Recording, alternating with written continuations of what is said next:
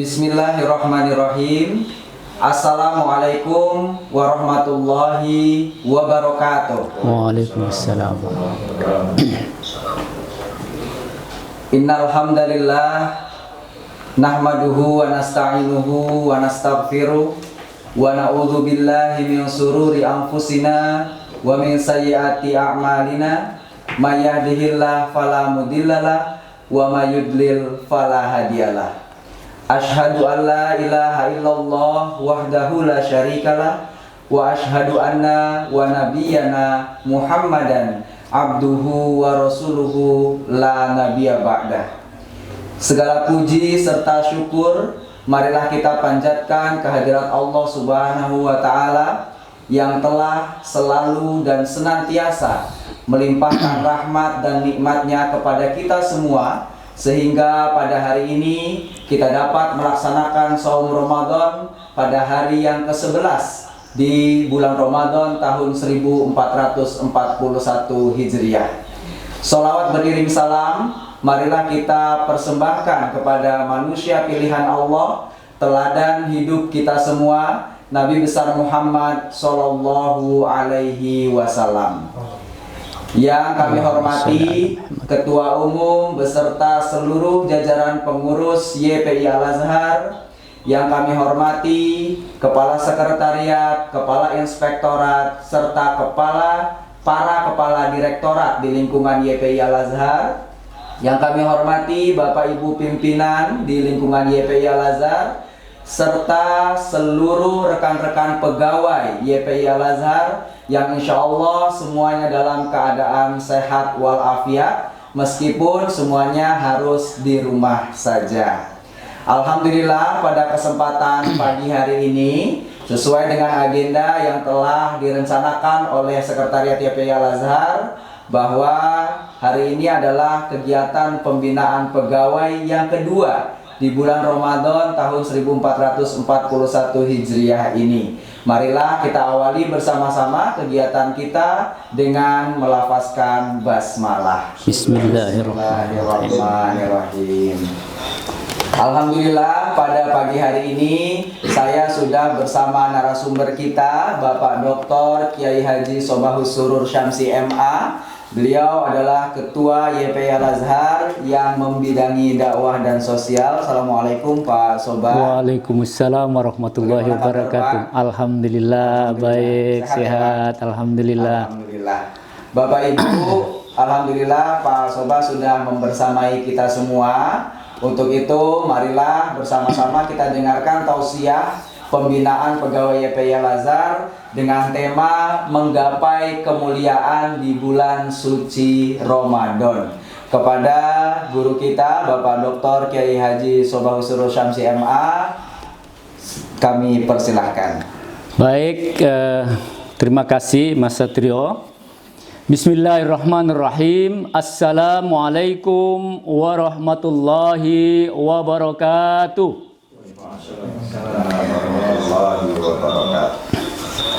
Alhamdulillahi rabbil alamin, wa bihi nasta'inu ala umurid dunya waddin. Wassalatu wassalamu ala asyrafil anbiya'i wal mursalin wa ala alihi wa sahbihi wa man tabi'ahu ila yaumiddin. Amma ba'du, fa'udzu billahi minasyaitonir rajim. Bismillahirrahmanirrahim. Walaqad karramna bani Adam wa hamalnahum fil barri wal bahr wa razaqnahum minat thayyibat wa faddalnahum ala katsirin mimma khalaqna tafdila. Al-Isra 70. Bapak-bapak, ibu-ibu, jamaah kajian pembinaan YPI Al-Azhar, wabil khusus yang terhormat Bapak Ketua Umum YPI Al-Azhar, Bapak Haji Sobirin, beserta jajaran pengurus YPI Al-Azhar, Bapak-bapak Kepala Direktorat, Kepala Sekretariat, hadir bersama saya di sini ada Pak Ono. Alhamdulillah Pak Ono. Selamat pagi, kita bisa hadir para pegawai, guru, karyawan, dan seluruh jajaran pimpinan maupun pegawai YPI Al-Azhar yang berbahagia. Alhamdulillah kita tidak lepas selalu bersyukur kehadirat Allah Subhanahu wa Ta'ala.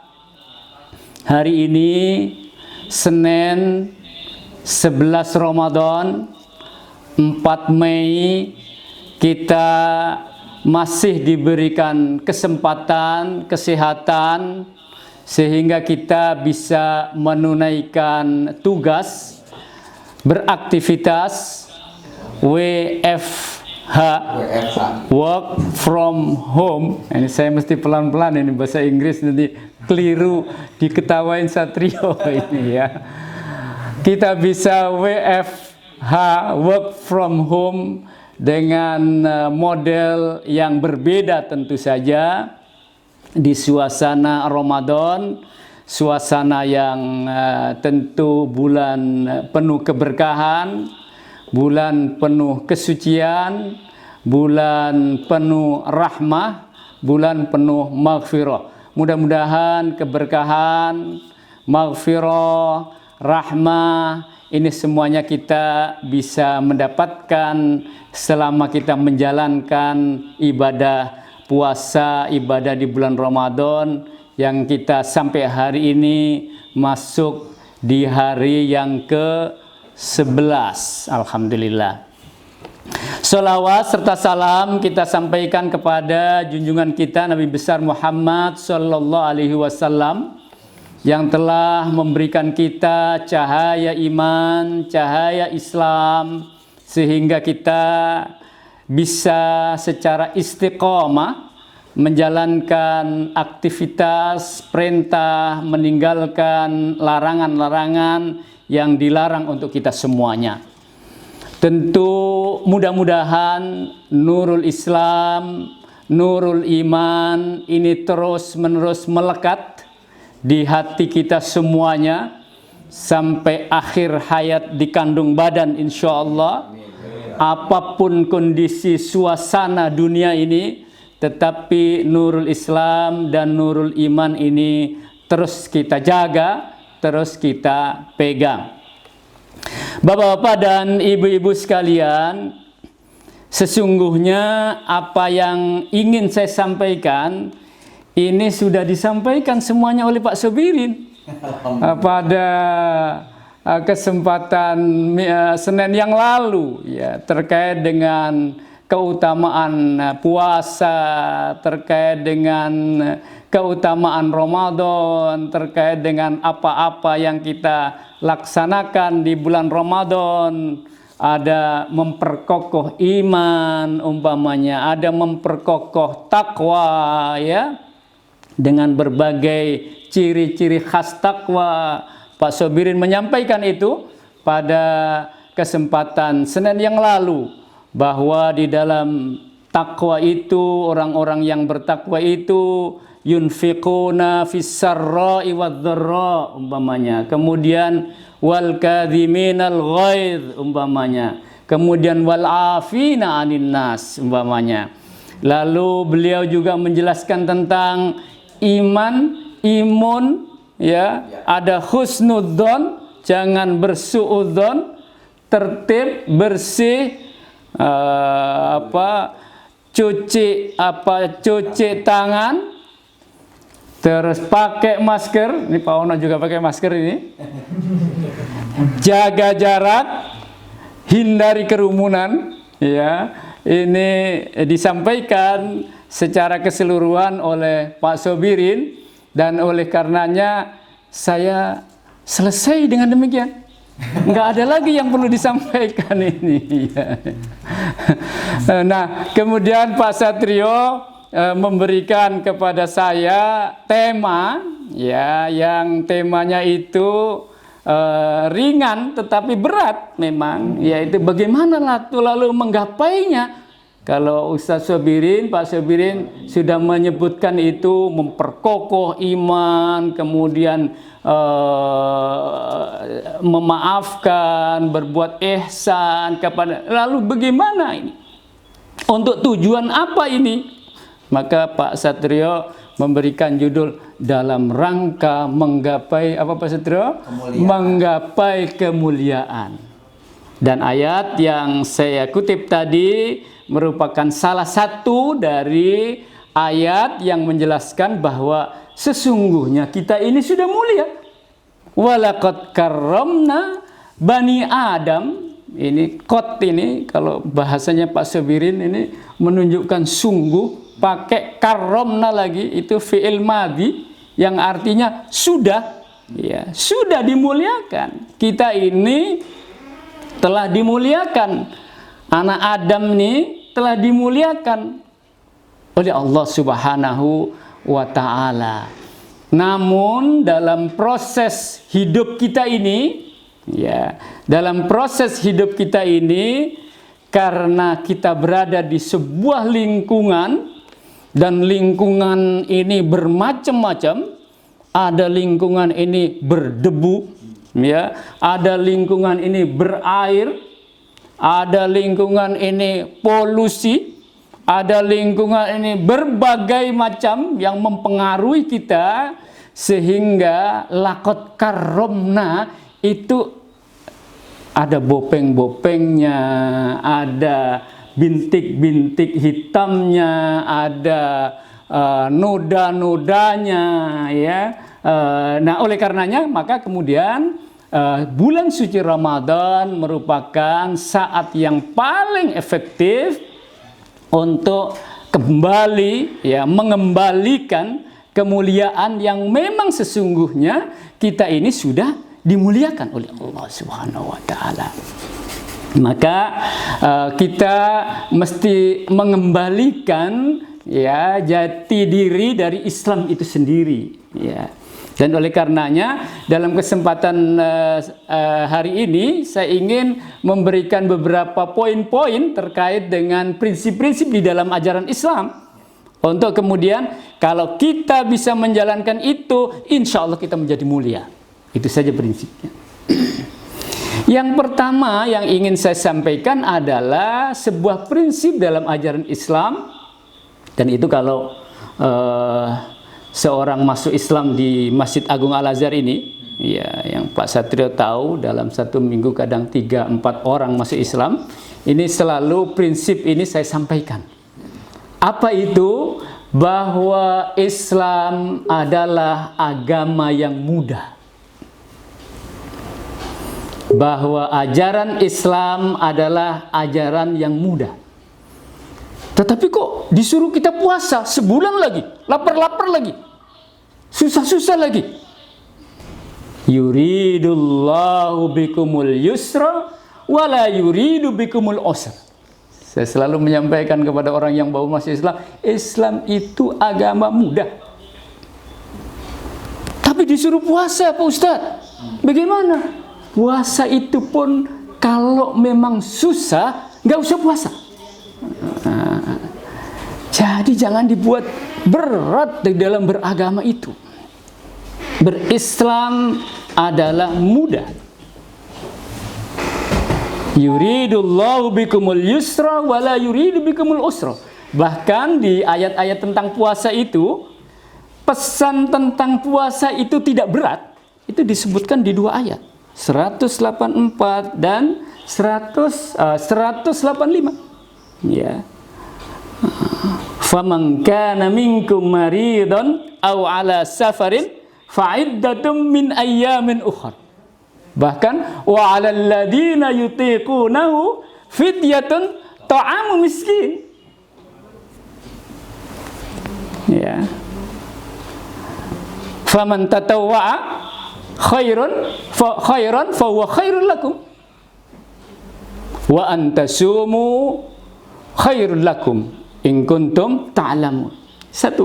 Faman kana minkum maridan aw al. Nah, di 185 juga disebutkan lagi. Wa man kana maridan aw ala safarin fa'iddatum min ayyamin ukhra. Yuridullahu bikumul yusra wala yuridu bikumul usra. Walitukabbirullah walitukmilul iddata walitukabbirullah ala ma hadakum wa la'allakum tashkurun. Disebutkan 2 kali. Wa man kana minkum, satu dengan wa man kana maridun au ala safari, untuk menunjukkan bahwa kalau memang sakit, kalau memang musafir, kalau memang kena COVID-19, nah ini andai kata kena corona, sampai ada beberapa orang ingin minta fatwa dalam kondisi corona begini, boleh nggak Pak kita nggak berpuasa dalam kondisi menangani pasien yang terkena virus corona, pakai APD, kemudian pakai masker, dan oleh karenanya pengap, capek, stres menangani. Sehat memang, tidak sakit. Musafir enggak musafir, di mana ini fikihnya? Ini sama dengan fikih menyusui dengan hamil, Pak Satrio. Di mana fikihnya? Wong bunyinya itu maridon dan safar. Padahal yuridullah bikumul yusra. Sampai kemudian bagaimana dengan tukang beca yang capek sehari panas itu, ngayuh dengan keringat begitu, atau Gojek gitu ya, ojol ya, atau supir angkot, atau kuli bangunan, atau yang di pelabuhan yang membawa, bagaimana dengan itu? Intinya adalah yuridullah bikumul yusra wala yuridu bikumul usra. Dan oleh karenanya ada sampai kemudian Buya Hamka umpamanya terkait dengan menyusui menyusui dan hamil itu, meskipun ada beberapa pendapat yang memberatkan, katakan umpamanya Imam Syafi'i membuat penjelasannya berat.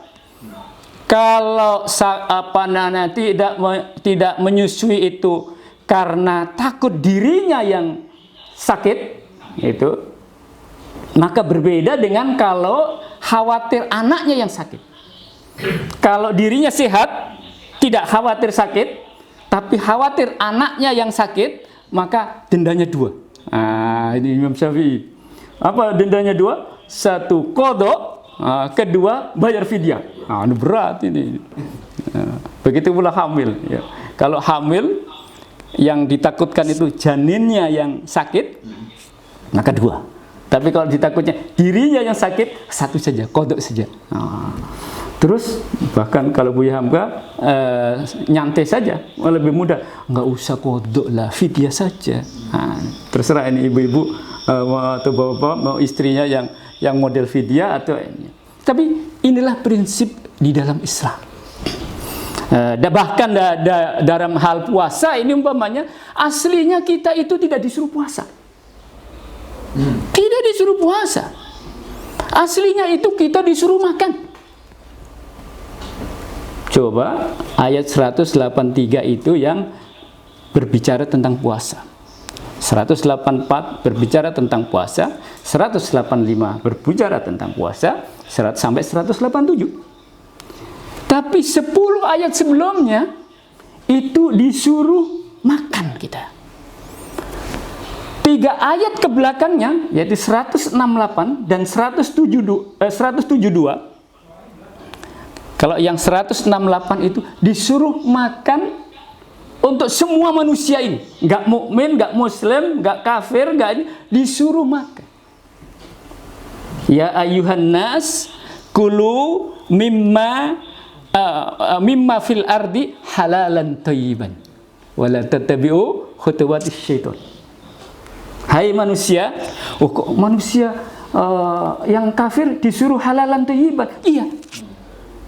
Saya baru ngeh terkait dengan orang kafir disuruh halalan thayyiban itu ketika saya ketemu dengan Winay Dahlan. Winay Dahlan itu cucu dari Kiai Haji Ahmad Dahlan, ketemu di Bangkok. Kemudian beliau mengutip ayat ini. Kita biasa baca ayat itu, surat Al-Baqarah 168, tapi nggak ngeh saya. Di Thailand itu Muslim hanya 7%. Tetapi Winai Dahlan dan teman-temannya bersemangat membuat lab khusus tentang makanan halal. Dan didukung oleh pemerintah. Bahkan di kita belum. Baru tahun ini baru Kementerian Agama, ini yang sebelumnya MUI saja. Di MUI-nya itu ibarat yang laboratoriumnya POM MUI itu yang dilakukan oleh Winai Dahlan di Bangkok itu, di sebuah universitas. Nah, ini didukung, di backup oleh pemerintah karena hal terkait dengan halal itu tidak hanya dibutuhkan oleh Muslim yang hanya 7%. Tapi yang berarti 7% itu 100% dari diambil 7% berapa itu? 93%-nya berantusias untuk mencari yang halal, mencari yang thayyib. Hai manusia, ya ayyuhan nas, kulu mimma fil ardi, makanlah apa-apa yang ada di bumi ini. Manusia ini, semuanya ini, apa-apa yang di bumi ini halalan thayyiban. Jadi orang kafir itu disuruh makan, minum yang halal dan yang thayyib. Dan itu terjadi. Orang Buddha di Thailand, orang Kristen di Thailand memilih yang ada labelnya dari halalnya Winai Dahlan itu. Nah, dan itu disampaikan, perusahaan-perusahaan dikasih stiker oleh negara yang negaranya bukan negara Muslim dengan label halal, dan itu lebih diminati. Disuruh makan, bukan disuruh puasa. Aslinya kita ini disuruh makan. Baru yang 172 kita kaum muslimin, ya ayyuhalladzina amanu kulu min thayyibati ma razaqnakum. Ya hai orang-orang yang beriman, makanlah ya dari yang baik-baik. Tentunya dalam definisi baik itu adalah halal. Nah, itu kemudian dikembangkan sekarang oleh Majelis Ulama tentang halal itu. Tidak hanya halal dalam hal makanan dan minuman, tapi kemudian ada halal di bidang kecantikan.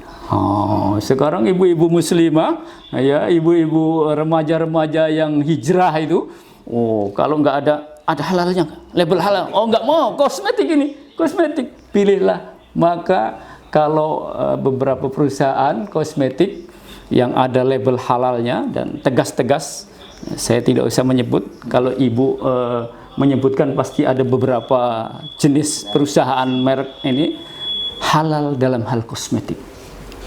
Lalu ada dikembangkan lagi halal di bidang obat-obatan. Kemudian ada lagi halal di bidang pariwisata. Restoran, hotel, tempat pariwisata yang ini memang diminati.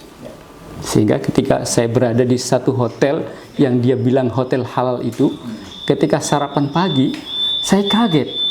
Katanya ini hotel halal, tapi yang hadir di situ tidak semuanya orang Muslim. Satu ada bule begitu, ada Chinese yang ada. Saya menduga dengan yakin itu bukan Muslim, gitu. Tapi tinggal di hotel itu, bermalam di hotel itu. Mungkin lebih aman, mungkin lebih sehat. Mungkin lebih beberapa alasan sehingga memilih itu. Jadi aslinya kita ini disuruh muda, disuruh senang, ya untuk apa? Menikmati keindahan dunia ini, menikmati ragam dari pernik-pernik indahnya dunia.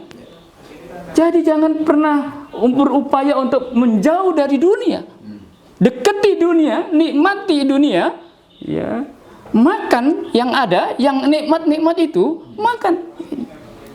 Itulah yang terjadi 168, 172. Barulah kemudian setelah itu disebutkan beberapa yang halal. Itu pun dalam prinsip agama kita yang mudah ini, seluruh hal yang terkait dengan muamalat itu aslinya halalan thayyiban. Illa. Berbeda dengan agama. Kalau ibadah itu prinsipnya la dulu. La ilaha illallah. Aslinya dalam hal ibadah vertikal kepada Allah itu aslinya la dulu. Nggak ada dalil untuk menunjukkan bolehnya ibadah itu, nggak boleh. Umpamanya sholat kalau tidak menyebutkan sehari 5 kali nggak boleh melaksanakan, maka 6 kali nggak boleh, apalagi 10 kali. Kan bagus Ustaz, lebih banyak. Masa nggak boleh? Nggak boleh ditambah. Subuh 2 rakaat nggak boleh. Biar tambah pahalanya banyak, bikinlah 5 rakaat. Nggak boleh. Aslinya nggak boleh. Lah, kaitannya dengan ibadah lah. Tapi kaitannya dengan muamalat, na'am. Kulluhan na'am. Semuanya itu yes. Semuanya itu yes. Untuk menunjukkan mudah kita ini. Apa yang terjadi di ayat berikutnya tentang yang haram, tentang muamalat, tentang berperilaku dengan laki-laki dengan perempuan, berperilaku dengan teman-teman, berperilaku dengan ayah dan anak, berperilaku dengan tetangganya, berperilaku dengan rakyatnya, berperilaku dengan manusia lain, bahkan berperilaku dengan lingkungannya. Ternyata kulu ini sudah kemudian melebihi dari batas-batas yang dianjurkan. Halal-halal, toyib-toyib, cuma masalahnya halalnya berlebih, toyibnya berlebih. Ya. Wajarnya halal makan sate berapa tusuk Pak Satrio? 10 Pak. 10 lah. Satrio pasti. Kalau Pak Jainul sudah nggak tahan lagi 10 itu. 5. Pak Ono mungkin masih kuat 20 mungkin. Kewajaran yang wajar.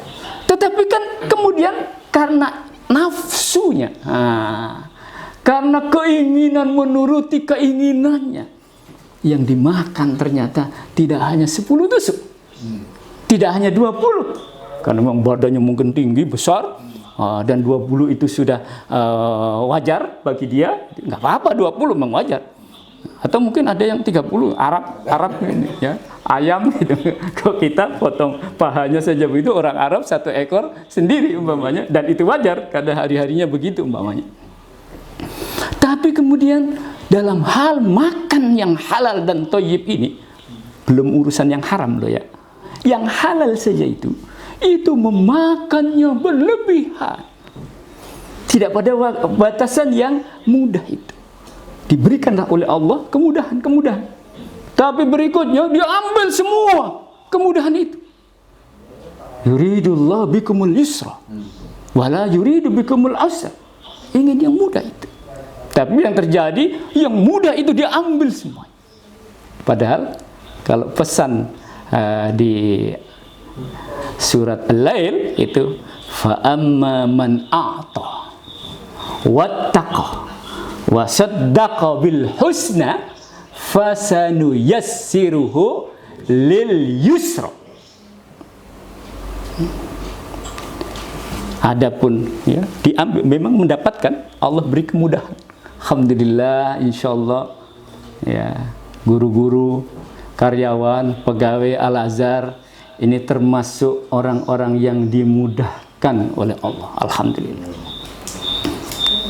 Kita bayangkan beberapa kawan-kawan kita yang tidak bernasib seperti kita sebagai orang-orang yang mengabdi di Al-Azhar. Kita meskipun nggak ngantor, insya Allah lancar bulanan. Paling agak mundur-mundur dikit, telat-telat dikit saja begitu Pak Ono ya. Pak Ono yang mengawal itu. Tapi di sana ada orang yang dalam suasana krisis musibah corona ini gak mendapatkan kemudahan itu. Kita diberi kemudahan itu. Tetapi ketika kita kemudian mendapatkan kemudahan itu, apakah a'ta atau tidak a'ta? A'ta wa taqwa, memberi dan takwa. Proses takwa. Maka Ramadan dalam proses takwa mesti ada a'tonya. Berapa aktonya Pak Satrio? Nah, ini dalam rangka. Fasaddaqa bil husna. Luar biasa ini ayat. Kata-katanya menggunakan kata-kata husna. Fasaddaqa, bersedekah dengan al-husna. Al-husna itu jamak dari hasanah. Hasanah itu sebuah kebaikan. Husna itu ya, ismu tafdhil. Apa ismu tafdhil itu? Bahasa Inggrisnya apa dia? Ismu tafdhil. Superlatif. Fasaddaqa bil husna. Kalau dari hasan bil ahsan. Tapi kalau dari hasanah bil husna. Fasanu yassiruhu lil yusra. Tetapi wa amma man bakhila wastaghna wa kadzdzaba bil husna fasanu yassiruhu lil usra. Begitu lawan. Kita mudah diberi kemudahan oleh Allah untuk mendapatkan rezeki, untuk mendapatkan sesuatu yang kita inginkan, dan kemudian kita tumpuk, kita masukkan di rekening, sampai gendut itu rekening, ya. Tetapi kemudian sedekah bil husna fasanu yassiruhu lil yusra. Kami, kata Allah, akan memberi kemudahan, memudahkan dia menuju kemudahan berikutnya. Sebaliknya bagi siapa yang bakhila wastaghna, bakhil merasa paling kaya, paling pintar, paling berilmu, paling punya jabatan tinggi, paling kuat, paling apa lagi? Paling hebat, paling fakadzdzaba bil husna, mendustai untuk tidak mau membagi dengan yang terbaik. Fasanu yassiruhu lil usra, maka kami akan memudahkan dia untuk menuju kepada kesulitan, memudahkan untuk sulit, untuk mendapatkan kesusahan, untuk mendapatkan keterpurukan. Naudzubillah, naudzubillah. Nah, maka kalau prinsip dalam Islam yang pertama adalah Islam itu mudah, maka pertanyaannya adalah kalau Allah itu membuat ajaran tentang mudah, apakah kita bisa mempermudah orang yang ketemu dengan kita?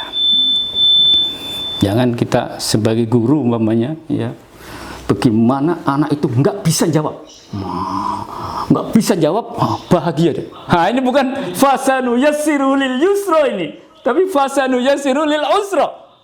Jangan. Ya, senangnya bagaimana kalau punya jabatan eselon berapa Pak Ono? Eselon 1 atau 2 atau 3 itu senang kalau bawahannya susah. Bukan fasanu yassiru. Ambillah sifat Allah yang mudah, memberi kemudahan, mempermudah. Jangan, kalau bisa dipersulit, kenapa harus dipermudah? Gitu ya. Jangan. Buatlah mudah. Agama kita ini mudah. Jangan dipersulit. Tapi kenapa ada puasa? Kenapa kita harus sholat? Kenapa kita harus diwajibkan? Itu untuk balancing tadi itu. Untuk balancing. Karena berlebihan, maka ini tidak benar. Halal thayyib yang didapat ini numpuk, maka ini tidak benar. Maka harus dibikin balancing, keseimbangan. Al-adalah. Dibimbing, dan oleh karenanya ada puasa. Dengan begitu, fisiknya menjadi normal, mulutnya dipuasakan, ya, puasa bicara, ya, supaya normal. Karena ada kecenderungan mulut ini ngomong sebanyak mungkin. Bukan hanya ember, tetapi baskom, kata Pak Satrio. Bukan hanya ember, tetapi baskom. Karena apa? Berlebihan. Padahal sewajarnya yang kita omongkan itu kepada orang lain. Dan oleh karena tutup. Alhamdulillah sekarang kasih simbol masker. Nah, masker adalah penutup dari mempuasakan mulut kita dari ungkapan-ungkapan, narasi-narasi yang menjijikkan, yang norak, yang jelek, yang kasar, yang menghinakan, yang mengejek, yang ada lain sebagainya. Itu penyeimbang saja, untuk menyeimbangkan. Dengan begitu menjadi mulia kita ini. Satu, Islam adalah agama muda. Yang kedua, dan oleh karenanya kita harus bisa Ramadan ini dalam proses penyeimbangan agar kita tetap mudah dan memudahkan, gampang dan membuat gampang, jangan membuat sulit. Yang kedua, bahwa, dan ini ditegaskan oleh Pak Sobirin kemarin tentang hakikat puasa itu, wasyamuli wa ana ajzi bihi, itu adalah prinsip dalam Islam. Islam adalah agama zahiron wa batinan. Zahiron wa batinan. Apa itu zahiron? Lahir dan batin. Yang diperhatikan oleh Islam itu tidak hanya yang lahir saja, tidak hanya yang batin saja, tetapi kedua-duanya penting. Yang lahir itu ada dua, yang batin itu ada dua. Yang lahir itu adalah fisikal dan sosial. Yang batin itu ada dua, intelektual dan spiritual, hati. Nah, ada 4 ini. 2 yang zahir, 2 yang batin. Nah, aslinya Islam itu memperhatikan dua-duanya. Tetapi kita tidak menjadi mulia karena seringkali yang kita tampilkan salah satu saja. Kita lebih seringkali ingin menampilkan yang lahir apa yang batin, yang menunjukkan yang fisikal atau yang spiritual. Fisikal, berkerumun, lihat di saat pesta, wedding, pesta acara apa, acara resepsi. Ini kita diingatkan oleh Allah dengan musibah corona ini. Apakah wedding kita, apakah resepsi kita, apakah pesta kita, apakah pertemuan buka bersama kita itu hanya just for zahir saja atau dengan batinnya? Jangan-jangan kita hanya, wah geger ini Masjid Agung Al-Azhar mau mengumpulkan buka bersama berapa? Pak Satrio? 2000, Pak. Wah, 2000 kan yang di Masjid Agung Al-Azhar. Sentra primer berapa?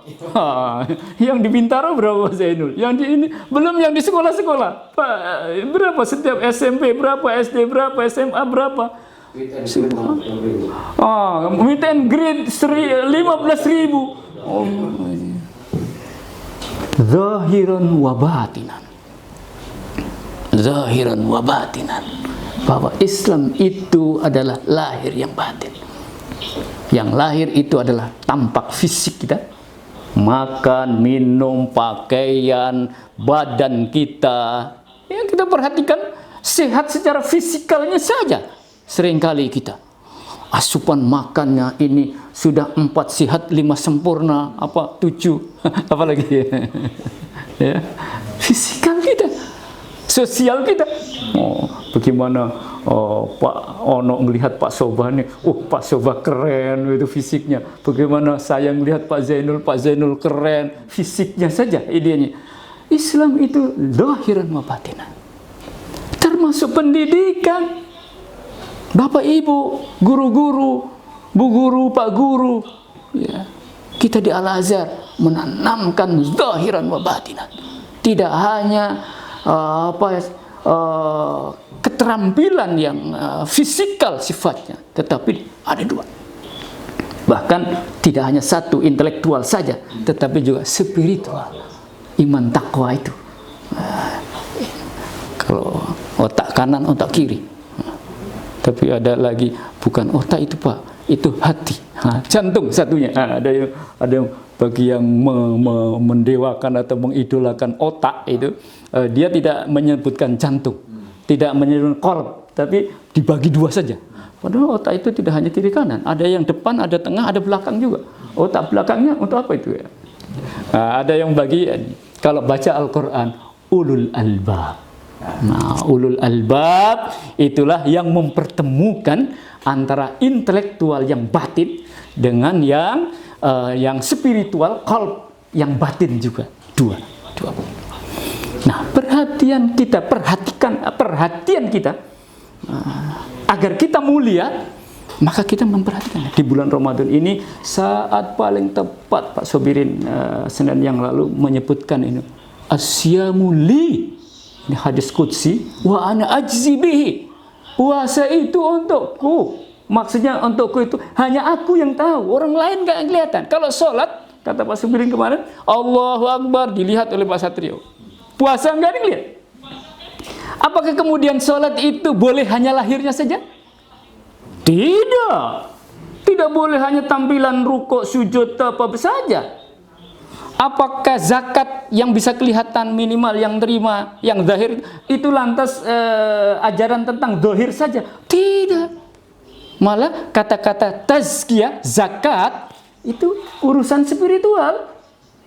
Maka saya protes ketika mengatakan zakat itu mensucikan harta. Bukan mensucikan harta. Kalau mensucikan harta artinya korupsi 5 miliar, dikeluarkan zakatnya 2,5%, nanti bersih. Nah, tidak. Zakat bersih itu yang dimaksud adalah upaya tazkiyatun nafs.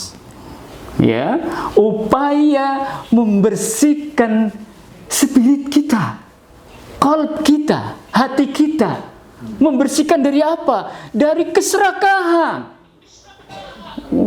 Dapat yang halal, dapat ini, numpuk di rekening, serakah, diambil sendiri, tidak di ini. Fa amma man bakhila wastaghna wa kadzdzaba bil husna.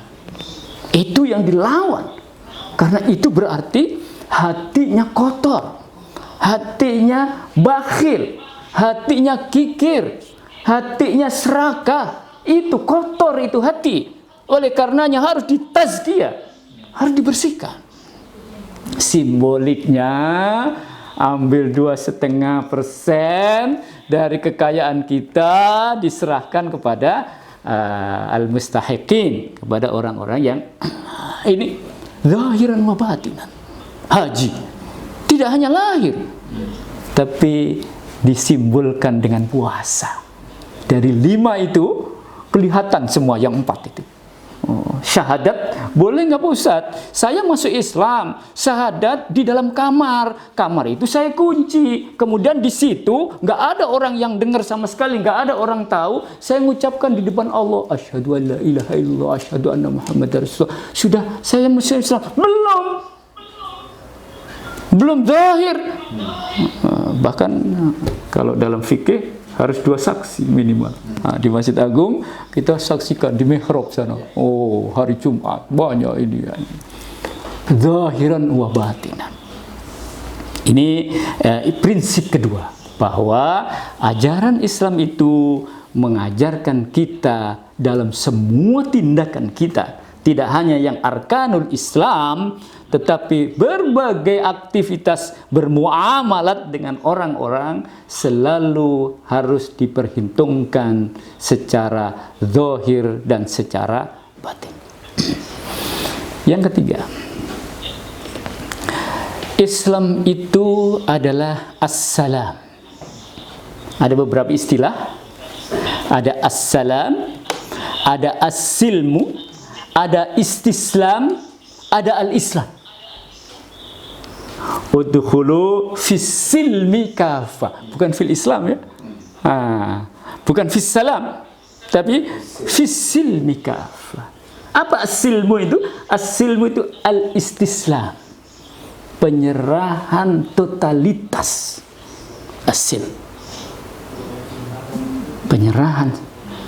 Juga as-salam. As-salam itu damai, tidak menimbulkan bahaya, tidak menimbulkan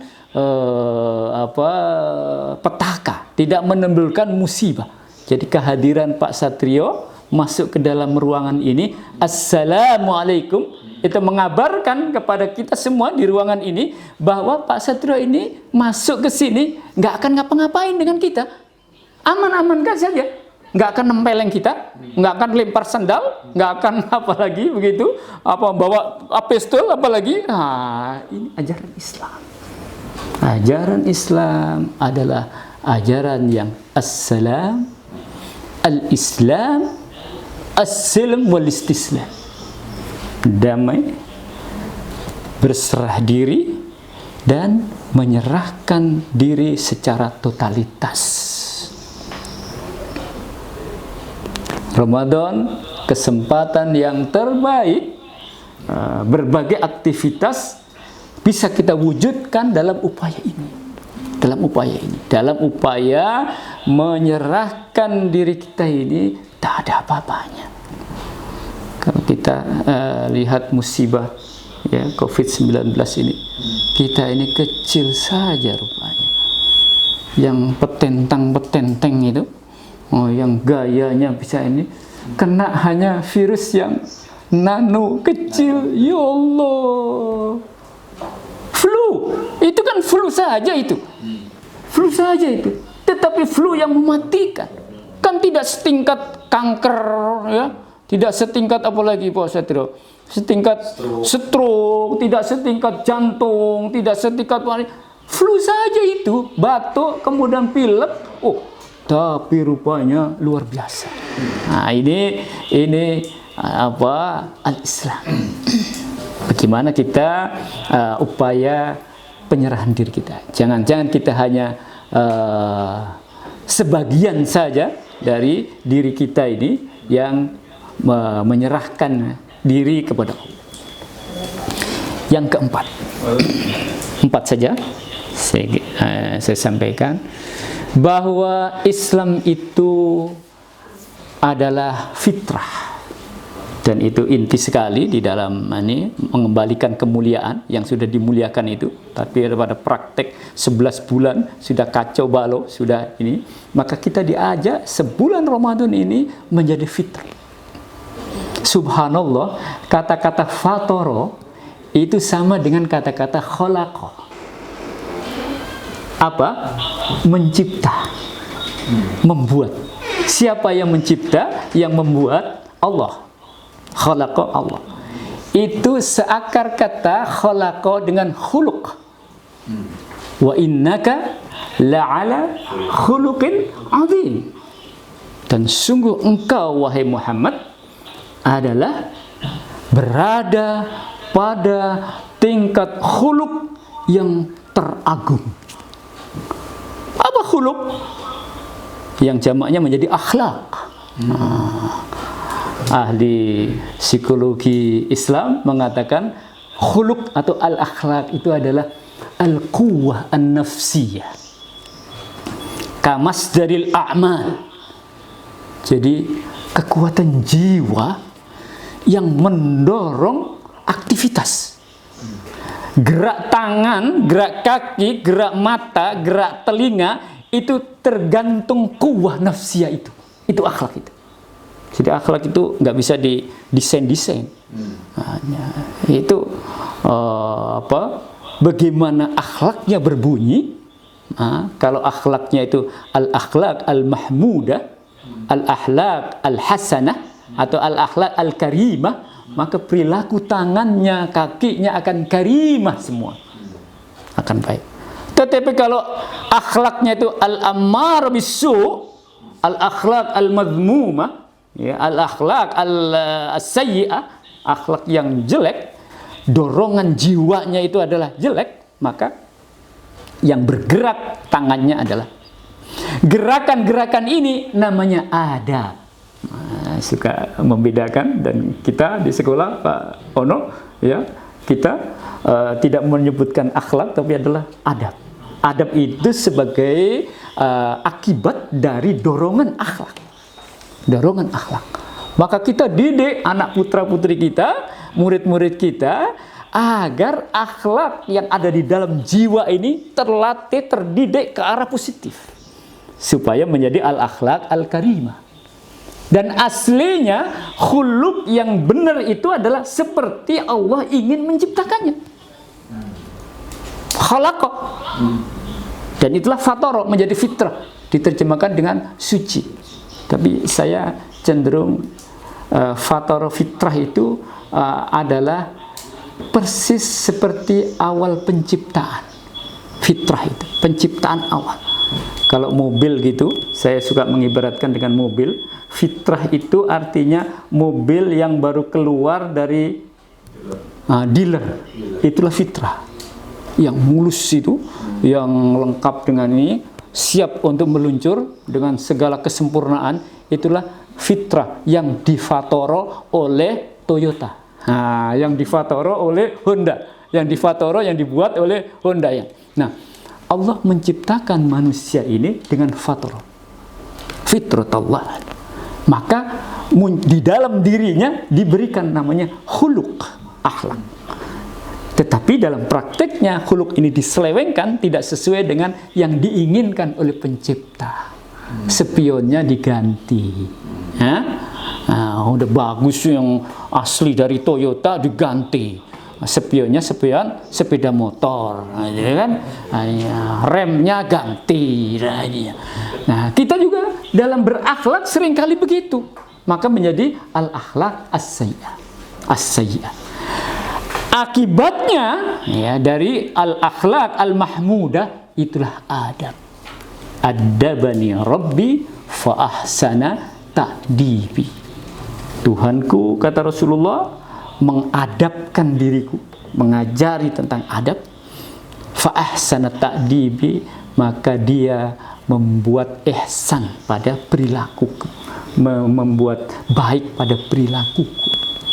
Di bulan Ramadan ini akhlak Rasulullah dimunculkan. Kalau baru akhlak bagus di dalam tapi belum ditampilkan di permukaannya karena tidur saja gitu Ramadan. Akhlak apa umpamanya? Akhlak tentang kesabaran. Ada di dalam jiwanya. Tetapi ketika dicubit marah. Berarti ini tidak sesuai dengan itu. Nah, ini beberapa catatan yang kemudian kalau kita bisa kembali kepada prinsip-prinsip di dalam Islam ini, maka insya Allah kita kayaumin waladathu ummuh. Ya, maka di hadis Rasulullah itu, kenapa orang yang keluar dari bulan Ramadan itu dikatakan sebagai seperti hari dilahirkan oleh ibunya. Lalu ada simbol dengan zakat fitrah. Kemudian ada simbol dengan Aid al-Fitr. Karena aslinya kita ini fitrah. Kita ini suci aslinya. Karamna, kita ini mulia aslinya. Tetapi kemudian tidak lagi mulia, tidak lagi suci, tidak lagi sesuai dengan asli penciptaan. Dan saat momen Ramadan ini kita diajak untuk kembali mulia dengan berbagai aktivitas. Rasulullah sallallahu alaihi wasallam di bulan suci Ramadan ini, beliau ini di luar Ramadan baik, tetapi di Ramadan jauh lebih baik. Dalam hal memberi, dalam hal bersinggungan dengan Al-Quran. Bagaimana Rasulullah bertadarrus, membaca ayat demi ayat di depan malaikat Jibril di sepanjang bulan Ramadan ini. Salat untuk membangunkan keluarganya. Aqama ahlahu wa syadda mi'zaruh. Bagaimana Rasulullah bangun malamnya dan mengencangkan pakaiannya, sarungnya gitu. Apa maksudnya? Tidak malas-malas beraktivitas dalam rangka menggapai kemuliaan. Jadi sesungguhnya menggapai kemuliaan adalah dengan cara hidup yang mudah dan memudahkan, dengan cara hidup yang seimbang antara yang lahir dengan yang batin, dengan cara hidup yang menyerahkan secara totalitas kepada Allah, dan kemudian yang ketiga dalam rangka mengembalikan keaslian ya penciptaan kita. Nah, ini mudah-mudahan dengan demikian kita kembali kepada kemuliaan itu, sehingga nanti insya Allah kita keluar dari Ramadan dengan wajah baru, suasana baru, tidak hanya secara individu tetapi juga secara kolektif. Kita Al-Azhar insya Allah kita bangkit, wabah corona selesai, dan insya Allah bulan Syawal kita menapaki hidup baru. Saya kira ini yang bisa disampaikan. Nanti dipersilakan untuk pengembangan, ada tanya jawab dan sebagainya. Terima kasih. Wabillahi taufiq wal hidayah. Wassalamualaikum warahmatullahi wabarakatuh. Waalaikumsalam warahmatullahi wabarakatuh.